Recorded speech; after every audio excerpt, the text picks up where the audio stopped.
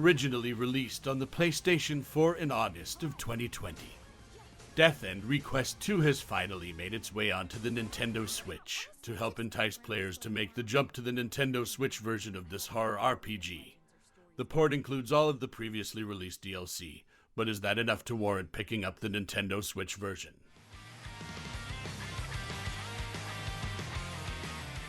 Before we continue with the review, I'd like to take a moment to thank Idea Factory for providing the review copy of this game. Now, back to the review.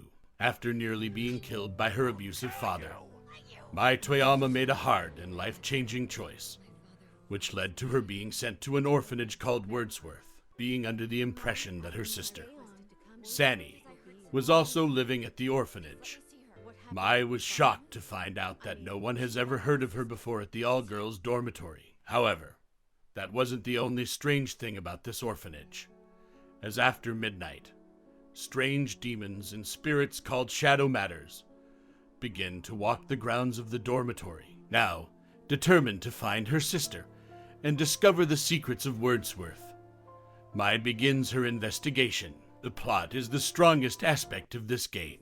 For starters, I never played the first game in this series, so naturally, I was a little concerned that I would feel lost. Thankfully, however, you don't have to worry about feeling lost during any of the key story beats of this game. I'm sure those of you who have played the first title may pick up on some story points or Easter eggs from the last title, but for the most part you can enjoy this game without having played the original title. Another great part of this game is how it keeps you on your toes at various points in the story. This game has a great deal of suspense and a fantastic atmosphere that heightens key moments in the game's plot. A large contributing factor to this is the game's soundtrack. During certain points in the game, the soundtrack adds to the tension of a scene, which made those moments more impactful. While the plot may be strong, one of the characters, on the other hand, can be a bit much. The standout here is the character of Rotten Dollheart. She is super over the top and can be a bit annoying at times. Fortunately, she is the exception, as the writing for the other characters isn't too bad. With the plot out of the way, it is now time to cover the gameplay of Death End Request 2. And unfortunately, this is where things start to fall apart a bit. Starting with the positive, the battle system features a few gameplay mechanics that feel rewarding to the player. The first of which is the overkill system.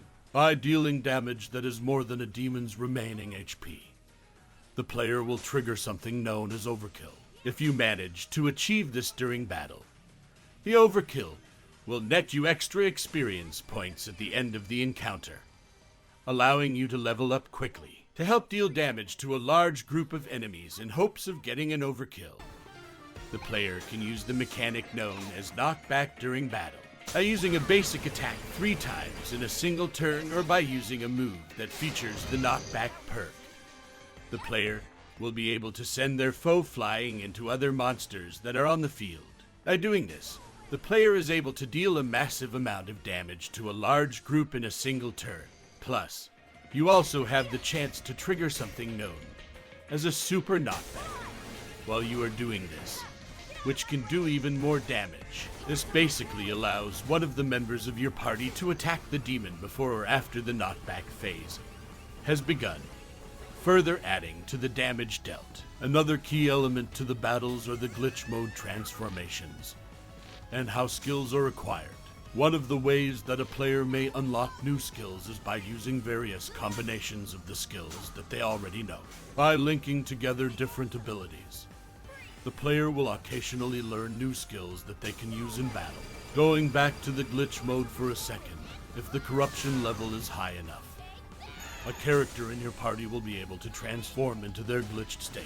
By doing this, the character will become temporarily stronger and have access to unique skills. Now, to get into the negative side of things, to get to these battles, which are admittedly fun, the player must first navigate a dungeon-like setting within the town, which doesn't sound too bad at first, but you'll quickly notice the frame rate start to chug as you're navigating the area.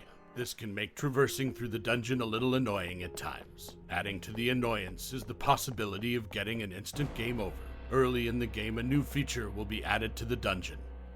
That feature being the dark shadows at certain points. These dark shadows will begin to chase the player, and if they are caught, it is game over. The best course of action when you see one is to run to the next event flag or to another loading zone.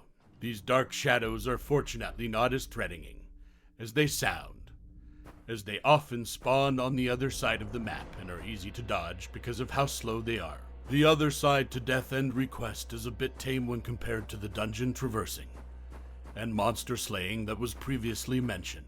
You see, the game is split into two sections, which coincides with the plot. During the day, Mai will spend most of her time getting to know the people within the dormitory. Here, the player will select a floor and select one of the other characters that they'd like to talk to. This will trigger an event, which will help fully flesh out the characters within the game. Once all of the events have been viewed, the player can then select the end day option to move to the more action-based gameplay that was previously mentioned. The great thing is that if the player doesn't want to view all of the events, they can immediately choose the end day option, though, if they do this, the outcome of the story can be altered a bit. Moving on to the graphics, while certainly not the best on the Nintendo Switch, they still aren't too bad. Much like the Neptunia games, which were also developed by Compile Heart and published by Idea Factory. Death End Request 2 uses a similar structure for its events and cutscenes. That being, they often feature still portraits of the characters in front of a still background, something that most visual novel games do. So if you like that style of storytelling, you'll probably enjoy this when the player is exploring one of the dungeon-like areas. The environments are a bit barren and have low textures. That said, the character models don't look too bad, and the character animations during battle can be super over the top. I think that for the most part the graphics here are fine, but again, they aren't groundbreaking. Now, for my final thoughts. If you enjoy a JRPG with a compelling story, fun battle mechanics, and a great atmosphere, then this is the game for you. However, as mentioned before, this game does have some performance issues, and some of the dungeon mechanics don't feel fleshed out, so do keep that in mind. That said though, even with a few shortcomings, Death End Request 2 is a solid RPG, which is why I am giving this game a 7 out of 10.